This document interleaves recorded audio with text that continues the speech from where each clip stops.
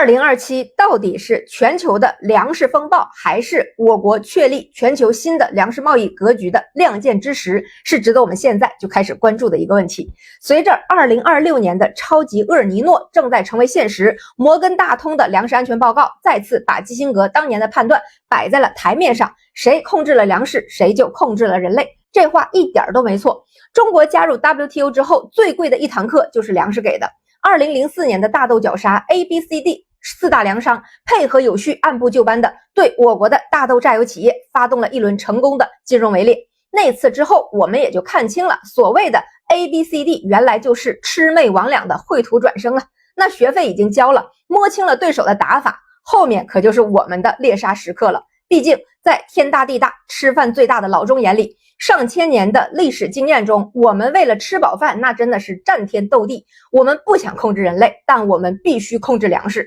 别说是4个魑魅魍魉，虽千万人吾往矣，我们的粮食必须攥在自己的手里。但是一旦我们拥有了完全不受4大粮商垄断的这个粮食网络，基于垄断生态的整个粮食贸易规则其实都会被颠覆。4大粮商不能言出法随，预期难以在期货市场上自我实现，他的金身就破了。所以在2026这一次天灾叠加人祸的粮食危机里，我们有的不只是稳坐钓鱼台的底气，或许还有一剑救苍生的力量。首先呢，给大家讲一下像粮食这种大宗商品的游戏，其实它的规则也是垄断2字。当庄家垄断了货源运输的时候，他说哪里缺粮，全市场都得信，因为他们是从种子到仓储再到运输再到化肥的全维度的垄断掌控者，没有人比他们的信息更快更完备。于是这种建立在垄断基础上的信，又反而赋予了他们言出法随的这个能力。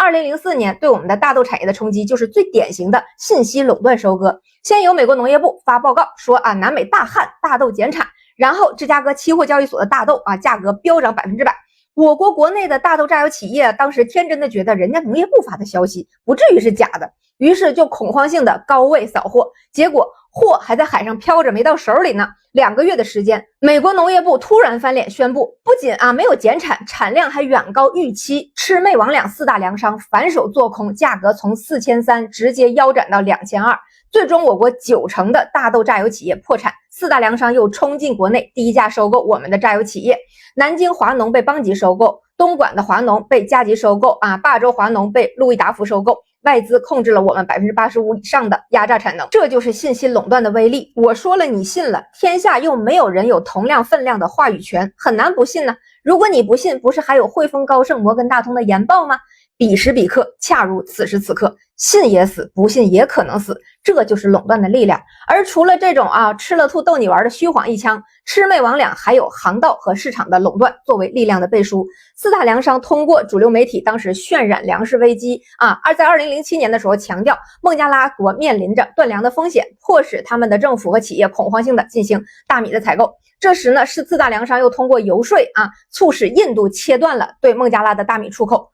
如今风水轮流转现在4大粮商通过投行的研报瞄准的又是印度。当时嘉吉和路易达孚控制了泰国、越南这些国家60%的大米出口，当时加价30%到50%卖给孟加拉，并利用它的全球航运网络的垄断，故意延迟给孟加拉采购的这个大米的运输。这一波操作从07年持续到08年，孟加拉的大米价格涨幅高达130%。随后呢，4大粮商又在高点抛售大米期货，米价又暴跌40%，孟加拉进口商血本无归，深陷粮食危机和债务危机，只能接受4大粮商提供的紧急粮食贷款，20%的利息，还要出让国家的粮食主权，必须使用孟山都涨价3到5倍的种子，还有这个依赖性导致孟加拉的农民的种植成本飙升，因为还要用配套的农药和化肥，成本上涨了65%，大量的农民失去土地。从此孟加拉20%的人口，接近3000万人都处于食不果腹的状态，日生活费不足1美元的这种赤贫人口占了接近500万。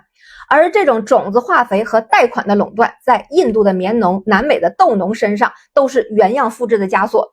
用它的种子，第2年就必须买新的种子，否则呢无法保证产量。那用了它的种子呢，还得要用它配套的化肥，不然依然减产。而用了它的化肥，就必须使用它所有的其他的种子，因为土壤被破坏了，别的作物再也生产不了了。